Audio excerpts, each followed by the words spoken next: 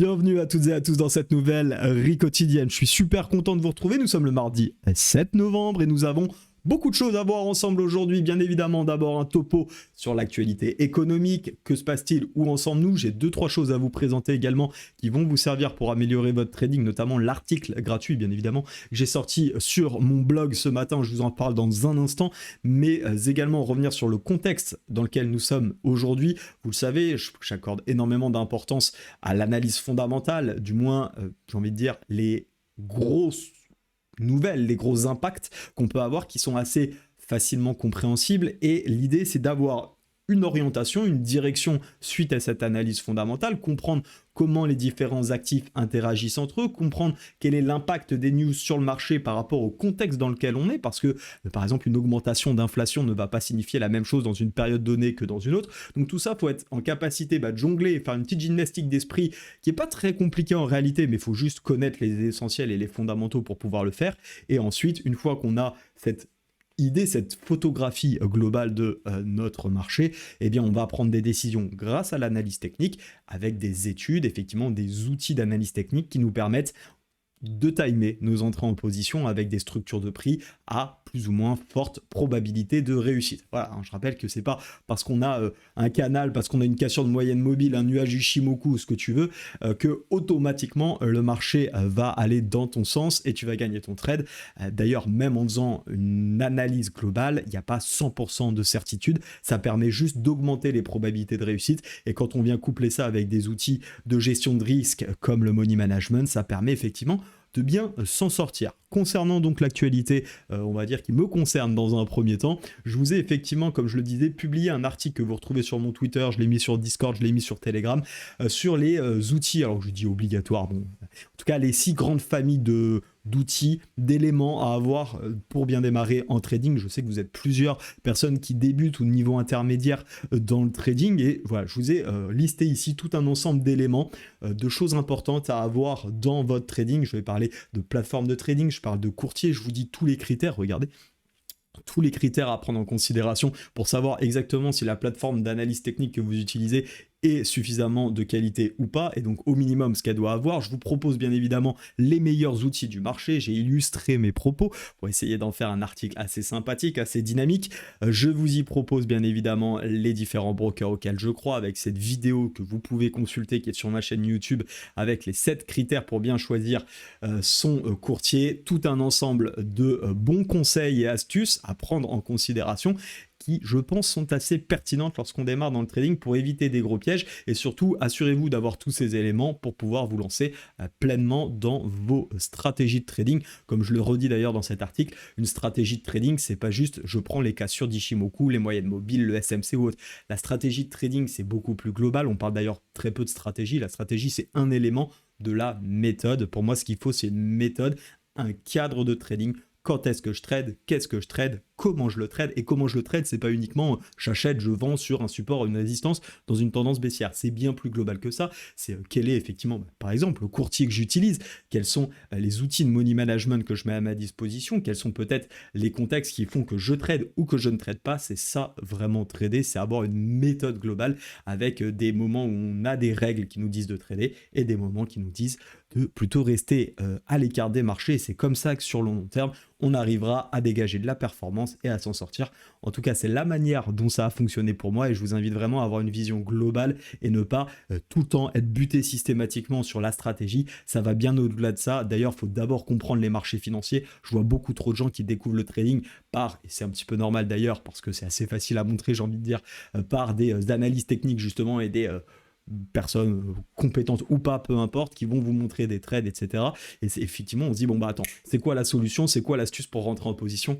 Si c'était si simple de juste regarder un graphique et de dire, bam, je rentre parce que j'ai vu une cassure de moyenne mobile, ou que sais-je encore, hein, peu importe la stratégie, ça se saurait. Ok, donc n'oubliez pas, ayez une compréhension des marchés, comprenez comment ça fonctionne, et ma transition, vous l'avez compris, est toute faite, puisque je vous rappelle qu'il reste toujours 50% de réduction sur Market Pro, pardon, et non pas sur Analyse Technique Pro. J'ai dernièrement travaillé sur 2 chapitres en cours. On a les cycles économiques, si ça veut bien charger. Je vais vous présenter dans un instant. L'ordinateur traîne un peu. Voilà, les cycles économiques économique. Donc ici, vous allez retrouver, c'est un des chapitres, hein, j'en suis déjà à 10 ou 12 présentations comme de ce type-là. Il m'en reste encore pas mal à faire. Et ici, par exemple, je vous explique dans les détails les différentes étapes d'un cycle boursier et des cycles économiques. Et en fait, j'adapte les cycles économiques à chaque type de cycle. Donc là, on parle pas mal du marché action, du marché indice. Et on va le mettre en relation, bien évidemment, ce marché avec le Forex. On va le mettre également en relation avec le gold. Et puis, comme vous allez pouvoir le voir, on le met en relation parce que je rappelle que les marchés financiers, c'est prendre un ensemble de données et les faire communiquer entre elles. Et là, par exemple, cet après-midi, ce matin, plus exactement, j'ai travaillé notamment sur l'inflation où je vais vous expliquer les différentes causes de l'inflation, les conséquences de l'inflation et comment les intégrer dans notre trading. Là, c'est juste des illustrations parce que c'est des PowerPoint, enfin des slides Canva, peu importe, mais ça va bien plus loin que ça, les vidéos. Je rentre dans le détail, je vous explique, on prend des exemples concrets pour illustrer tout simplement l'impact, par exemple, de l'inflation sur les obligations. Ok, très bien, on a l'impact sur les obligations, mais qu'est-ce que ça signifie pour nos actions? Pourquoi on a un transfert des actions vers les obligations en cas d'inflation ou autre? Bref, tout ça, je vous l'explique. Vous avez encore moins 50%, et ça, ce n'est qu'une toute petite partie de la formation, hein, donc il y aura une partie vidéo, un e-book, plus de 100 pages qui est déjà d'ailleurs à disposition, des quiz pour valider vos compétences. Et si vous vous inscrivez avant le 20 novembre, je vous rappelle que vous avez 1 heure offerte de coaching collectif avec moi le 21 novembre à 20h où vous découvrirez ma méthode d'analyse technique et où je répondrai à toutes vos questions. Profitez-en, franchement, à ce prix-là, c'est cadeau. Au moins, vous avez un outil qui vous donne les bases, vous êtes en capacité de comprendre les marchés financiers et après, vous n'avez plus qu'à appliquer vos méthodes, appelle la méthode de trading de manière globale et de pouvoir vous appuyer sur vos analyses techniques pour timer vos entrées en position. Et là, vous commencez à avoir une approche structurée, beaucoup plus consciente et confiante, j'ai envie de dire, que simple stratégie d'analyse technique en claquant des doigts. Et d'ailleurs, ça vous aidera aussi à gérer votre psychologie parce que souvent on me dit oui, moi j'ai des problèmes, c'est pas tant la technique, c'est la psychologie. Crois-moi que c'est souvent la technique parce que si tu es convaincu de ton marché, de ta méthode, il n'y a aucune raison en réalité de ne pas suivre tes stratégies. Et si tu sais que ta stratégie est rentable, quand je dis rentable, ça ne veut pas dire sur un jour, sur une semaine, sur un mois, je parle sur plusieurs trimestres, voire plusieurs années, il n'y a pas de raison de trembler dès que c'est un petit peu compliqué. Est-ce que la semaine dernière, j'ai tremblé parce que j'ai vu un rebond acheteur parce que je pensais que ça allait baisser? Absolument pas. J'ai pris 2 trades, je l'ai déjà dit dans la RIC Hebdo de la semaine dernière, un BE, un SL, pardon, et hier on a fait un joli TP sur le dos qui annule cette semaine où voilà, le marché n'a pas forcément été dans mes directions et j'ai pas su forcément trader l'achat. Encore une fois, c'était pas mon plan, c'était pas ma méthode. J'ai attendu que ça revienne dans mes contextes, dans mes setups et le travail, j'ai envie de dire, est fait. Voilà, donc, et puis ça veut pas dire que je vais avoir raison encore aujourd'hui ou demain, ça on verra bien, à chaque jour suffit sa peine. Concernant le DAX, effectivement, on a eu une configuration intéressante dont j'ai parlé sur Twitter, mais on y revient dans un instant en live sur les graphiques. On va aller d'abord sur le calendrier économique qui est somme toute assez calme cet après-midi. Ça vaut le coup d'aller checker en français. Allons-y, calendrier économique. La banque australienne qui a publié conforme aux attentes. On descend, on rajoute les petites news plus intermédiaires pour avoir un visu sur celle-ci. Donc, qu'est-ce qui nous attend cet après-midi? Je ne vais pas revenir sur les publications de ce matin.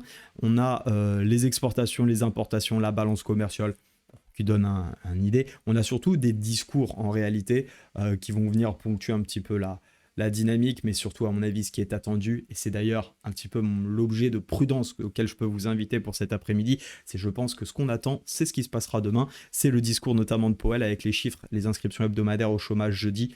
Donc prudent, je pense qu'aujourd'hui on peut s'attendre à une continuation un petit peu de ce qu'on a vu. On est sur des gros niveaux de résistance précédés par une grosse impulsion haussière. Finalement la question c'est un petit peu et maintenant qu'est-ce qu'on fait? Et bien justement qu'est-ce qu'on fait? Allons le voir de ce pas. Les graphiques, c'est mieux, on va prendre... non, ça c'est pas le bon graphique. Ça c'est une comparation.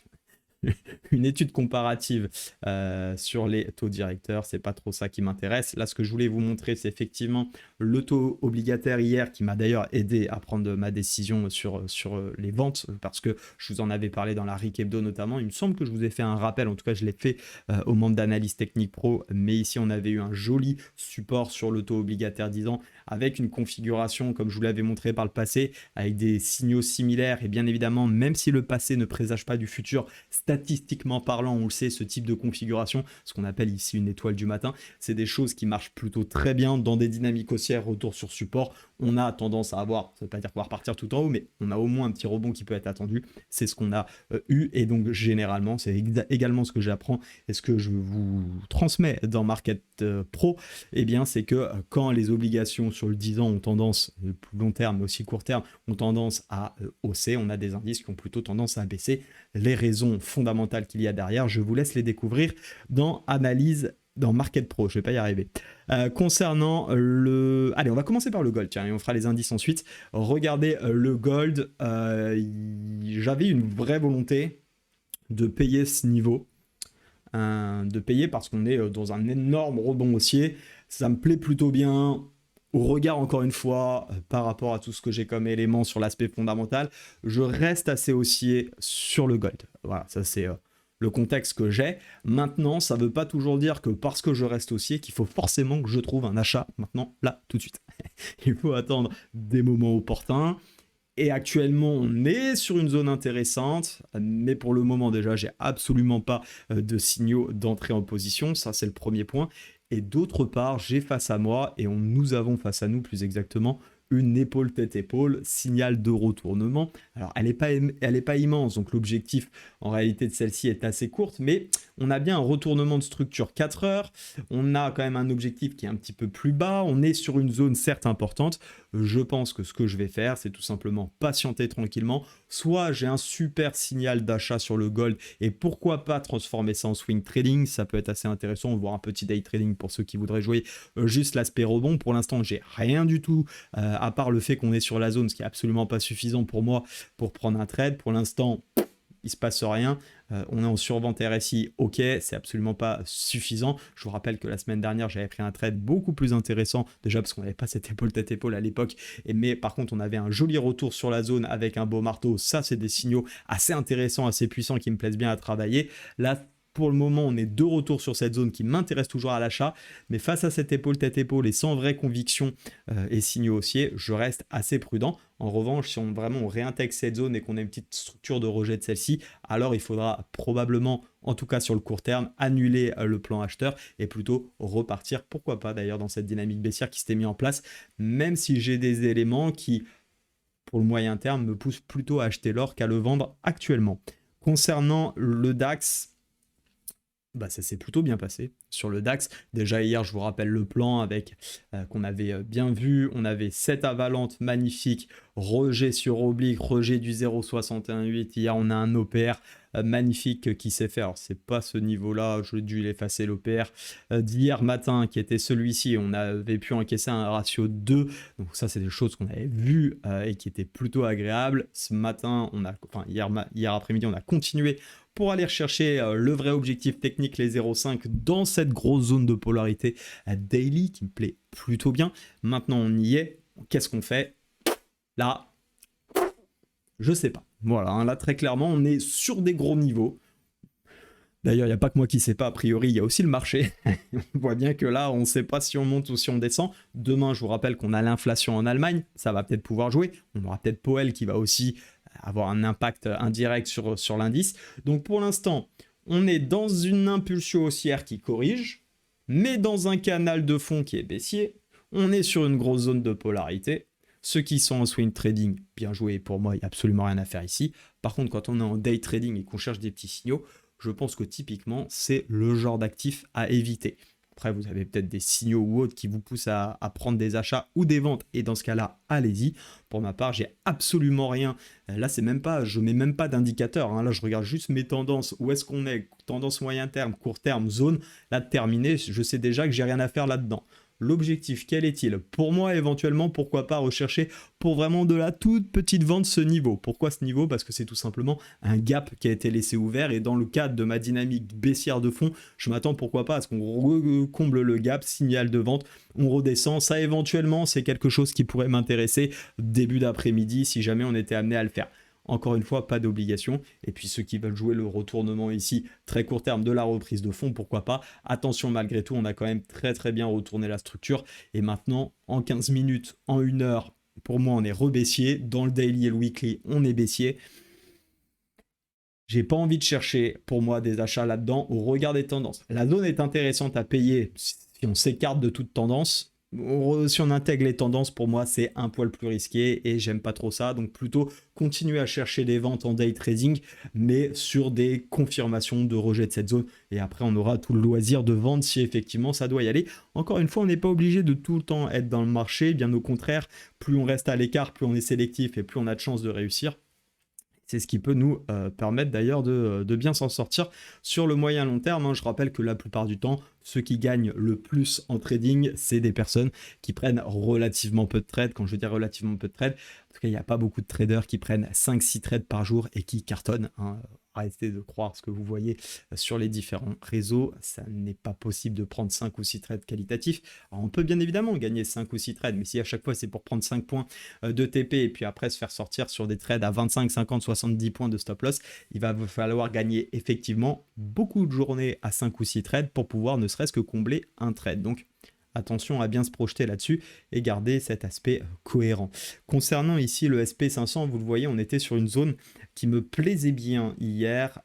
J'aurais été encore plus confiant si on avait été chercher un petit peu plus haut pour m'assurer, voyez-vous, c'est la zone qu'on avait identifiée ensemble, cette zone d'oblique ici. Je m'attends à ce qu'on aille la chercher sur la semaine pour pouvoir plus vendre pour le coup sur le SP500 et c'est ce qui me bloque encore, enfin qui me bloque pas vraiment parce que pour l'instant je suis baissier sur les autres indices, c'est pas dit qu'on y aille non plus, mais c'est vrai que le fait de laisser cette zone ici non retravaillée m'embête un peu, je suis moins à l'aise, mais ça n'empêche que pour l'instant je continue de trader ce que je vois, j'ai une volonté de vendre, donc je vends. Pour l'instant hier il y a eu une première, alors ça s'est plutôt bien passé sur la session parce qu'on avait réussi à casser ce niveau là qui a accompagné mon mouvement à la baisse sur le Dow Jones où j'ai eu énormément de réussite, je vais revenir dessus, je me suis pas fait stop pour un point, ensuite on a eu un mouvement d'accélération, enfin ensuite je suis rentré en 5 minutes, après 2h20 à peu près, il y a eu enfin le mouvement, j'ai envie de dire, attendu, et je suis passé break-even sur un niveau, je me suis pas fait sortir pour un point du break-even, j'ai pas peur de dire que j'ai eu de la réussite hier, faut aussi dire ce qu'il en est, je vous dis suffisamment aussi quand je me fais stop pour 1 ou 2 points, et bien de temps en temps, et je l'ai dit et je le répète, la chance sur le long terme se lisse, ne pensez pas et ne vous arrêtez pas à un trade parce qu'on s'est fait stopper ou on n'a pas été exécuté pour un point. N'oubliez pas qu'il y aura des trades comme j'ai eu celui d'hier qui réussiront de votre côté. Ne pensez pas que ça arrive qu'aux autres, ça vous arrivera aussi si jamais vous êtes dans ce sentiment d'injustice profond. En tout cas, ici, on avait bien cassé à la zone des 4375. On a tenu le dernier petit point bas. Pour moi, c'est un petit peu le scénario que je vais observer. Je pense que si on a une cassure de cette zone, on ira assez naturellement et facilement retracer progressivement jusqu'à tout en bas ici, en tout cas au moins jusqu'au niveau des 4340. Pour cela, faut-il encore avoir la force suffisante pour casser. C'est pas dit qu'on l'ait avant le discours de Powell, donc je m'attends pourquoi pas aujourd'hui à continuer à évoluer dans ce range. Payer ce niveau-là avec des signaux d'achat, pourquoi pas. Pour quel objectif ? Je vous pose la question. Je ne suis pas à l'aise dans ce type de configuration de range, donc vous connaissez la chanson. Pour moi, sur le SP500, il faudra attendre soit effectivement qu'on aille rechercher la zone, et dans ce cas-là, pourquoi pas accompagner encore à l'achat. C'est tout à fait un plan qui est à mon avis intelligent et louable d'aller rechercher cette zone des 0,5 et cette dernière grosse résistance weekly, zone de polarité. Ou alors tout simplement on attend la cassure pour revendre cette fois-ci, avoir une confirmation un peu plus court terme qui est M15, H1, voire même H4, de retournement ici, et dans ce cas-là ça nous permettrait de reprendre notre tendance de fond. Donc ça c'est pour le SP500. Pourquoi on le regarde? Parce que c'est souvent lui qui lead, je m'en suis bien encore aperçu hier, parce que c'est à cause un petit peu de lui, il avait un bas d'OPR qui ne lâchait pas, et à chaque fois je me mangeais les rebonds sur le dos, et puis finalement ça a fini par partir, avec certes un peu de réussite. Hier, qu'est-ce que j'ai pris? J'ai pris la sortie, je vous laisserai refaire le trade, je vois qu'on est déjà à 19 minutes, mais qu'est-ce que je suis bavard, c'est pas possible. Je vous laisserai regarder le bas d'OPR, vous mettez un stop loss à 50 points, et j'ai TP sur les 50% de retracement, ce qui faisait un ratio de 1,96. Oui, c'est vrai, j'ai pas fait le ratio de 2, mais il y a un moment, quand vous tenez un trade plus de 4 heures et que vous passez 2 fois à, comment vous expliquer, proche du SL ou du BE, et que vous êtes finalement sur quasiment votre ratio de 2, je vais pas vous mentir, j'étais très content de prendre profit sur cet objectif technique. Ici, on est donc plutôt dans le plan que j'attendais, à savoir, j'ai l'impression qu'il y a un niveau qui s'est échappé. Ah oui, ok, c'est parce que je l'ai annulé en daily. On voit bien ici la zone de polarité. Je vous avais dit, attention, il faudra vraiment de la force pour casser ce niveau-là. On est dans une tendance baissière, on a une oblique, double niveau de résistance. Pour moi, il va falloir beaucoup plus pour pouvoir casser ce niveau. On a une bougie d'hésitation, une ouverture pour l'instant baissière, attention à ne pas suranticiper, mais pour le coup ça pourrait commencer à ressembler à une jolie configuration de retournement daily. Patience bien évidemment, il faudra la confirmation d'aujourd'hui si ça décide de partir à la hausse. Alors dans ce cas-là, les plans vendeurs sont bien évidemment beaucoup moins à sélectionner parce que tout simplement on aura retourné cette zone de polarité et on aura de quoi travailler, je pense, à l'achat sur les différents niveaux techniques. Ouais, vous voyez, en plus il y a le 0,5, ça je l'avais oublié. Donc si on casse toute cette zone, pourquoi pas aller chercher les 0,618, jolie zone de polarité. Si on casse les 0,618, dans ce cadre-là, on est alors pseudo dans ce range ici qu'on peut identifier. Et de fait, eh bien, si on casse les 0,618, bien évidemment, on cherchera de nouveau des achats jusqu'aux 36 160 que nous avons à ce niveau-là. Pour le moment, on n'y est pas. Pour le moment, nous sommes baissiers. Pour le moment, je cherche des trades à la vente. Attention, bien évidemment, au plus petit niveau. Concernant le Nasdaq, paf, on est venu s'écrouler. Alors, je vais vous cacher. On voyait l'oblique un petit peu. Où est-ce qu'elle est située? Attention, effet magie. Pouf, on voit plus rien. Et bien pour l'instant, on bloque dans cette oblique. C'est le niveau que j'ai identifié avec vous, notamment hier. On va repasser sur les plus petites unités de temps. Pour l'instant, ça bloque. C'est moins directionnel et moins franc pour le moment que je trouve le SP500 ou le DO, même si bon, ça reste un petit peu dans la même optique. On a une jolie divergence ici qui s'est mise en place. Hein, vous la voyez, elle est ici. Elle est très claire. Donc divergence sur grosse zone. C'est pourquoi on avait aussi cherché des ventes hier avec les membres d'analyse technique pro pour ceux qui ont préféré le Nasdaq. Parce que tout simplement on a le même contexte, hein. Le contexte fondamental c'est le même, que ce soit le Dow Jones ou le Nasdaq, il n'y a pas de grande différence. Et puis surtout on est sur une excellente zone de rejet, on est sur quelque chose que j'aime beaucoup, on a de la divergence, donc clairement j'ai pas du tout envie d'acheter ce marché, en tout cas pas sur ce niveau là, ça veut pas dire que je le ferai pas dans la semaine, mais en tout cas ici pour moi je continue les ventes. C'est pas parce que ça ne part pas direct que mon plan s'invalide, au contraire j'ai presque envie de dire que peut-être que la tendance est en train de se mettre en pause. Maintenant, voilà, demain, il y a Powell qui parle, Powell nous fait la pluie ou le beau temps, ça peut bien évidemment partir dans l'un ou l'autre sens. On s'appuiera bien évidemment et on intégrera ce discours dans nos prises de décision. Pour le moment, aucune raison encore une fois pour moi d'acheter. Tant qu'on est sous ces obliques, même si on est dans une dynamique très court terme haussière, on reste sous une grosse oblique dans un gros canal baissier avec un fondamental qui me pousse à vendre. Et donc, pour le moment, je ne fais pas d'autre choix que de chercher encore une fois des ventes et des ventes. 22 minutes 28, je vous laisse ici. Excellente fin de journée, soyez prudents sur les marchés. Ciao!